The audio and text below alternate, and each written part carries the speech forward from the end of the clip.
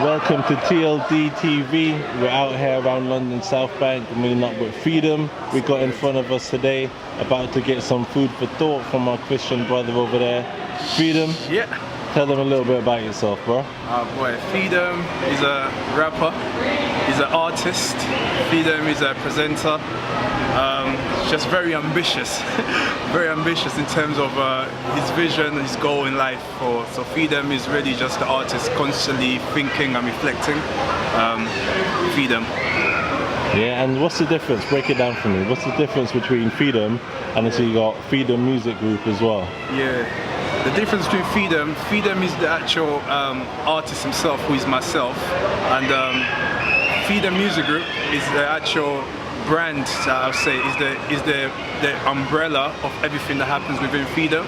So it's like Freedom will go out and minister the gospel as the artist, and the Freedom Music Group will have more than just one minister itself. There will be so many other people there. There will be so many activities happening. In Freedom Music Group itself, we have a radio show that happens. We have open mic nights that happens. We have just, because I said I'm very ambitious, so I want to be able to do much more than just be on stage and release what's inside of me. I want to be able to bring many people with me, and I've seen there's so many young people that have platforms, so Freedom Music Group is really that platform to allow other gospel artists to be able to reach wider audiences. So that's what the differences are. But within itself, Freedom is actually the act of teaching the gospel through music, events, and other mediums. That's the difference. Yeah, that's a good thing to hear. I think I've seen it happening a lot more. I think in the hip hop world itself, it's almost like a lot of artists, they have like their clique that goes with them. You have Jay-Z, you have Rock Nation, you have J. Cole, you have Dreamville, you have Drake, you have OVO. Yeah. What do you think is the reason why so many people, you got Lecrae and the 116 clique and such, why do you think so many artists nowadays kind of have that whole group umbrella to go with them? I feel like you have to be much more than just your own person, really and truly. It's difficult for you to just be your own person, you know? You have to have a team around you. You need to have people around you. There's certain things that we don't see, which is known as the blind spots, in it. When you have a team of creative individuals around you, you have more to strive with. And plus, it's also just love, really, for my own personal speak. I just love the art itself. So it's like having other artists that are doing what I'm doing. I have to jump on, man. I have to really support them as well. And if I can do it by any means, then there you go. Nice. Do you think that's reflective of a lot of people in the scene? Do you think most people think like that? Or do you think there's a minority of people that think like that? Well, I think it's based on the individual, really, you know what I mean? Like, but based on the outlook, I would say everyone should really think like that. They should really think like that, but I don't know if they don't. So I'll say, based on outlook, people should consider bringing everyone together, because at the end of the day, it's the same goal. We all trying to deliver the best art possible. We all trying to give our heart, a piece of ourselves to the people. So if somebody else is doing the same thing, let's all think and strive the same. But sometimes it's not always the case, as we are trying to go towards that direction. And I have witnessed people that don't really do such thing, where they're going to support you when they have a bigger platform. But an encouragement, let us do it, because we have the same goal, same passion. So let us do it. Yeah. Is anyone in your camp, Freedom Music, that you want to give a shout out to? Anyone out there doing their thing? Definitely. There's so many brothers and sisters. I don't really want to get into it like that, but let me stick to shout out to Adam Kasim, shout out to J Chief, shout out to Iron Preach, shout out to Indeforsan. What have you done to me? Shout out to Sabrina Hille. You know what? There's so many of you out there. Much love to all of you. Shout out to Sheena Marfo. Definitely gonna catch some hate. I know you left out some names in there. Much love to you all, man, that we've worked, even if it's just that you came to an event or you came to a radio show, you took a picture, man, much love to all of you. We are a family, so that's Freedom Music Group for you, man. Yeah, I hear you. Yeah. Alright, so you've been talking a lot about all these kind of activities and things that you do.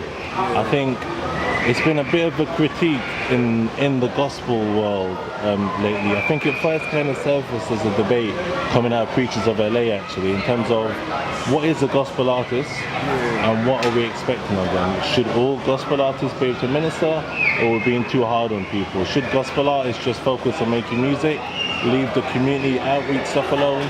Do we all need to be involved in the community? What do you think? I think it's impossible to just focus on the music, because even the music itself inspired by day-to-day life, man. You are a living being before anything, before rhythm, before anything. You are alive, man. So it's like, if something happens, you're gonna get involved, man. I mean, there's no way you just wake up and go to the studio.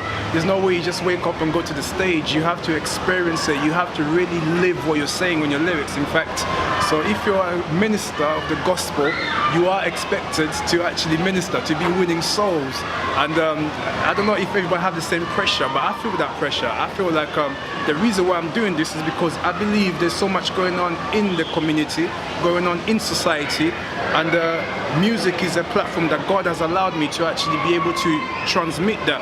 So I shouldn't just stick to that. I should also be able to speak normally, like I'm speaking right now with you. I should be able to connect with people, even within the church, within the community. It's an all-round thing. The ministry is much more than just music itself. Music is a part of the ministry, but the ministry itself much greater than just music, man. Yeah, 'cause it seems a lot of the times, it seems gospel artists almost end up in a sacrificial position.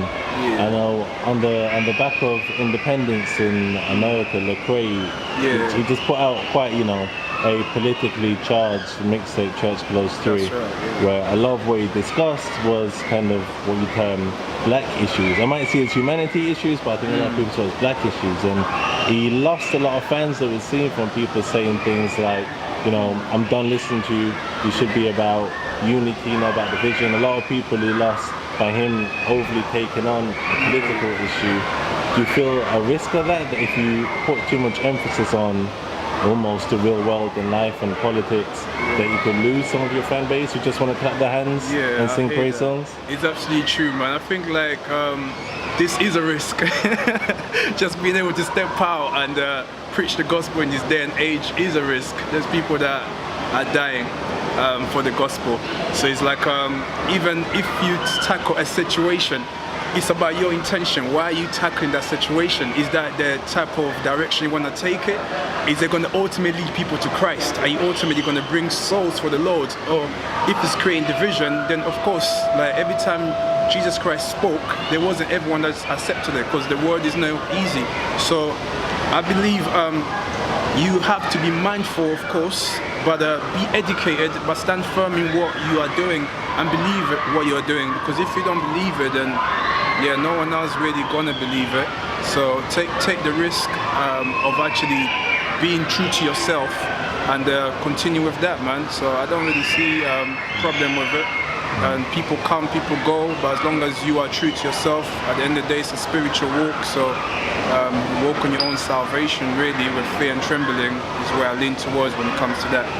Yeah. Okay. Yeah, I think it's maybe something for the fans, ironically, their perception to maybe change and adapt in terms of how they view gospel artists. But let's say we've got in 10 years' time, maybe it won't be a topic of debate, it'll be an accepted thing, I hear you, so how did your journey go? How did you get into music and such? Yeah, so I started with music, I'll say from a young age really, but I never thought I would rap because I came from Congo. I was born in Central Africa. Rap is not a thing. We sing, we dance.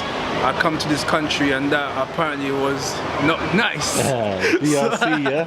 I had to hide a bit from that. So it was like hip hop is what I picked up, and I thought American culture was sort of overpowering at the time when I picked up the mic. So it was like I used to when was that roughly? Back 2005, 2004. Okay. And it was overpowering in terms of the TV content, you know what I mean, and the radio content. It was just American stuff.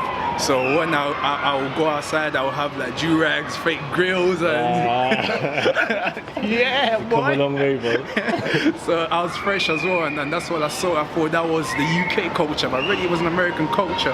So I jumped in the grime culture when I came to the schools. When I was in school now, that's when I started to learn that, okay, this is actually not the way in this place. People don't really like grills and that. So let me chill back. I started to pick up a grime culture, and I started rapping as part of a clique called London Rose at the time. And we were a grime crew, and we just rapped about being inspired by obviously the local grime crews that was at the time, so many of them. And that's sort of when I started to embrace the culture of hip hop and grime, and yeah, man, that's how I got into music really, I'd say, through school. Yeah.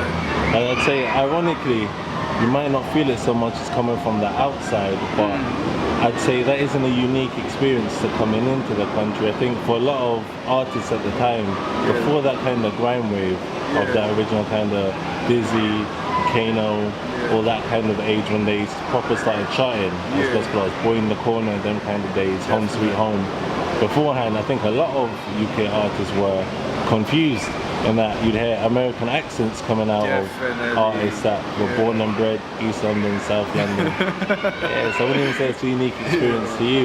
We kind of jumped on that and kind of continued slowly, because you still see like the snapbacks are also NYC this, Brooklyn that. We're getting there. Yeah. So it might still take a minute, but we are getting there though. Okay, so you started off with a grime flex. For those of you who haven't heard Freedom before, for me, I feel like I can hear that in your flow. It feels like a 140 BPM type flow because of the kind of the aggression and the cut on it. If you listen to Freedom, I think you picked up a bit. Even though the beats are more mellow a lot of the time, they are. I'd say you still do feel that little grime flow. Alright, so that takes you up to the grime stage. So how did you transition from grime into gospel? So I transitioned from grime into gospel and hip hop itself, because like primarily I used to listen to grime. When I started to feel that UK is about grime, I was the type of guy that was like, I'll keep that there, let's do grime and let's bang hard with grime. So I wasn't really feeling hip hop. But then I started to feel hip hop a bit more when I started to just get, it's mainstream, it's everywhere you go. So I just started to embrace it. And I transitioned from actual grime and hip hop into gospel because my whole life changed. So it's like I couldn't just stay on the same mindset. So I never knew there was such thing as gospel, really. I never knew it was gospel, hip hop, all these terminologies is what I've come to know. Who were the first ones that kind of made you I wouldn't aware? actually not be able to pinpoint it, you know, because Really? I went on YouTube one time and I just searched gospel rap, and I remember the song, it was Principality, say Jesus Christ, that's the song. Sounds hella It was old like, school. trust me, it was proper like that, and I was like, rah, there's actually a scenery there. I never knew. I thought I was the first gospel rapper. It's like that, but yeah, definitely. So when I started to embrace my whole life with Christ, that's when I